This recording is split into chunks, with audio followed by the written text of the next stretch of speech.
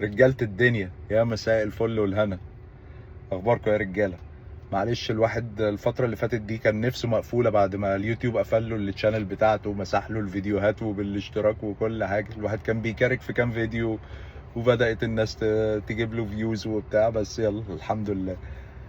ف بس قلت اطلع دردش معاكم شوية على كام حاجة الواحد في دماغه، والواحد مبسوط ان الاهلي في كأس العالم للأندية، ونتكلم على المدير الفني الجديد وعلى القرايه بتاعته وعلى باتشوكا والماتش وهارد لك للاهلي. مش قادر اقول هارد لك قوي، بس هنتكلم في الكلام ده كله. بس الاول يعني اللهم صل على سيدنا محمد وعلى اله وصحبه، وكل سنه وانتم طيبين. ويا رب انصر يا رب اهلنا يا رب في فلسطين، وقف معاهم يا رب في العيد، في دخله العيد عليهم يا رب.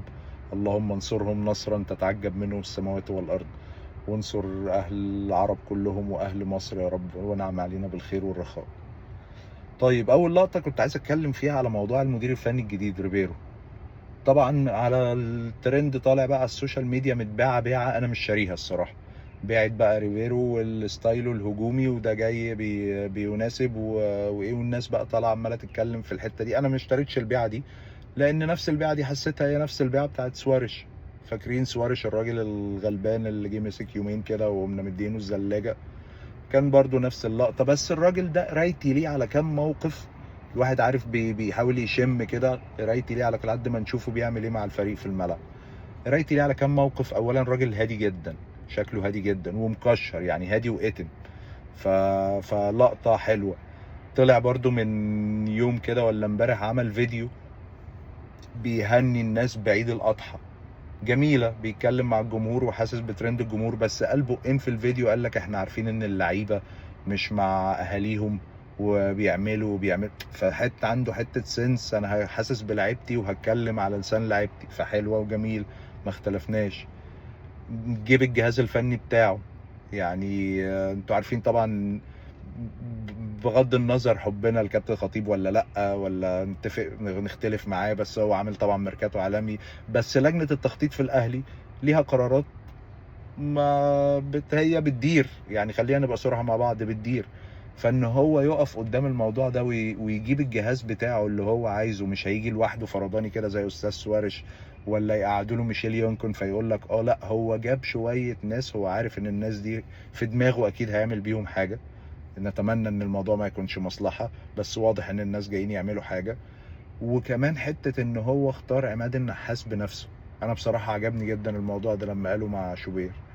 طبعا شوقي خساره للاهلي والكلام ده كله، بس شوقي لسه ما استواش، ما اختلفناش.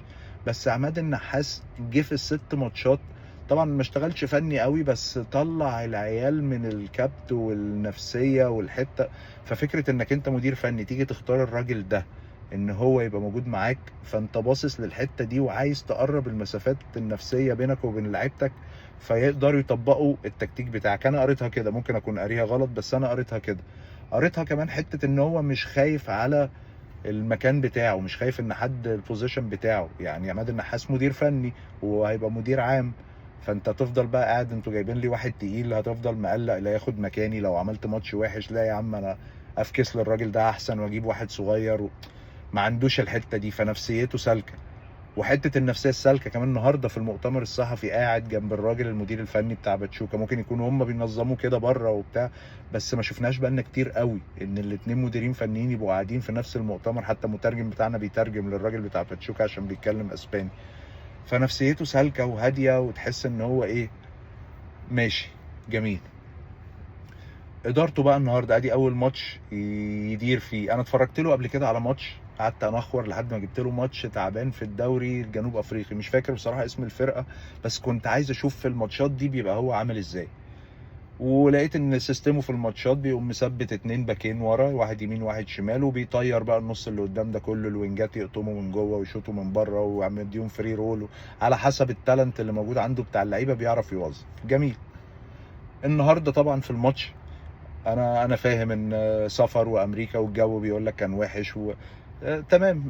بس انا كان بالنسبه لي الماتش كان ماتش في معسكر المنتخب، ماتش في معسكر الفرقه. مش حاسس ان هو ماتش، يعني كان نفسي يبقى الماتش فيه حميه شويه. كنت حاسس ان الماتش عادي، جايبين فريق نلعبه وبنشوف وهنجر. كنت عايز الماتش يبقى العيال عندهم حميه شويه. طبعا مش هنتكلم على اللعيبه، ربنا يوفقهم في اللي جاي، بس دي كانت الحته اللي موجوده عندي. هو بقى كمان غير نزل بفريقين، ودي حاجه حلوه تحسب له. بيشوف اللعيبه كلهم، عايز يشوف جاهزيتهم، الكلام ده كله جميل. وبسطنا كمان، ما عندوش الفكر العقيم بتاع واحد جاي جديد اما قعدوا على الدكه اما يتاقلم. انت بتلعب عندك لعيبه احسن لعيبه في مصر، وبتلاعب الفرقتين، نزل فرقتين في الملعب وبتجرب وبتشوف. انا بس عندي نقطه واحده بس. انت دلوقتي راجل مرنت الفريق 8 ماتشات، واكيد الناس موصلين لك في الجهاز الفني، وانت شفت ولعبت الاهلي قبل كده والكلام ده كله، ان في مشكله في الدفاع. انا كان نفسي النهارده في الماتش الودي والتجارب وبجمله التجارب اشوف حلول منك تكتيكيه عشان اقفل موضوع الدفاع ده. وخصوصا انت جايب فريق اخترقك من العمق، وفريق هيلعبك زي ما الفرق امريكا الجنوبيه هتلعبك.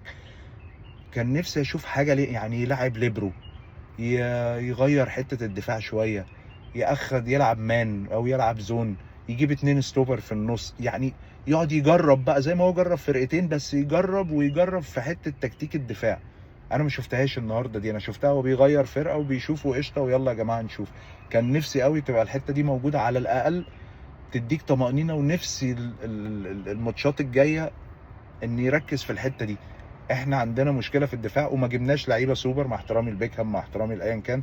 انا ما يملاش عيني في دفاع الاهلي دلوقتي غير اشرف داري، وايدك على قلبك ان هو يبقى كويس ويلعب ماتشات كويسه ما يتصابش. فالحته دي كان نفسي ان يبقى فيها لعب شويه، ويبقى فيها تجربه شويه، ويبقى فيها تكتيك شويه، يبقى فيها ليبرو شويه، يجرب واغلط واعمل. ما شفتهاش في الحته دي. حاجه كمان برضه، واضح ان احنا هنلعب ضربات جزاء.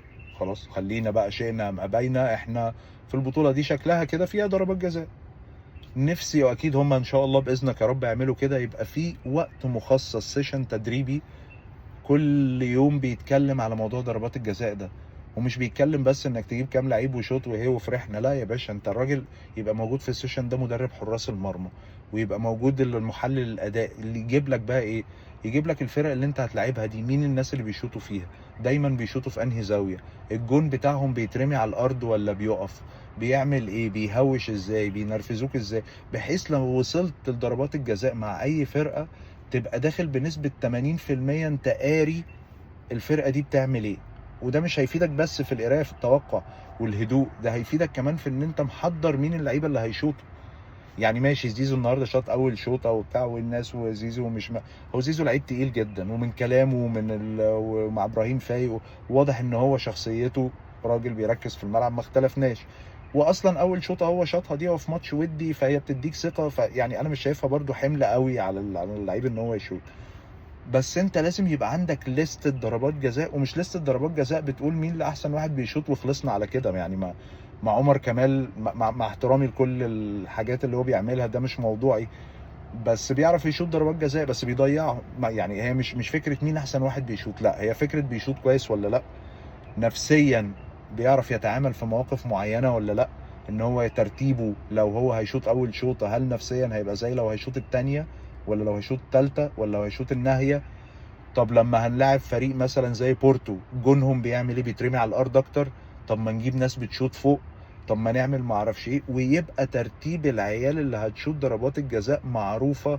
ما لاقيش بقى واحد بورقه ماشي كابتن عماد بورقه، ها انت عايز تشوط انت مش عايز تشوط، يبقى الدنيا دي مدروسه. شوبير ما بيعرفش يشيل ضربات جزاء، يتدرب عليها عشان يشيلها، وما يقفش. لو انت شايف الماتش هيروح لضربات الجزاء طلعه ونزل اللي هيشوط، نزل اللي هيصد الشناوي. يعني يبقى الموضوع مدروس اكتر شويه في الحته دي، غير طبعا بقى اللعب قدام التكتيكي وبتاع ده ما اختلفناش عليه.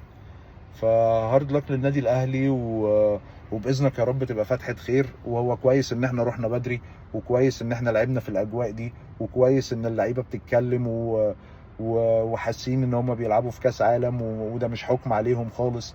اول ماتش ربنا يا رب يكرم ونظهر بشكل مشرف، لان انت دافع عامل ميركاتو عظيم. فانا بالنسبه لي الاداء المشرف مش هيبقى هو ده، انا عايز اداء من نار يحقق. مش هزعل لو خرجت من البطوله، بس يبقى قصادها اداء من نار والدنيا متقفله ومدروسه صح.